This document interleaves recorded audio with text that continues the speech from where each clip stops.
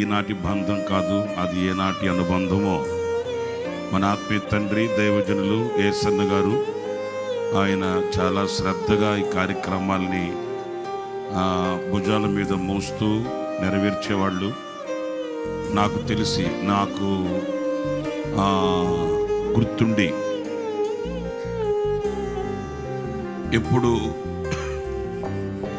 August నెల దాటిన తర్వాత అన్న రూమ్లోకి వెళ్ళిన ఒక్కడే కూర్చొని ఈ క్యాలెండర్ల కొరకు, అప్పట్లో ఇంత టెక్నాలజీ లేదు కదా, ఆయన కూర్చొని ఓపికగా ఫోటోలన్నీ యాడ్ చేసి ఫోటోలన్నీ సమకూర్చి వాటిని ఆయనే సొంతగా డిజైన్ చేసేవాళ్ళు.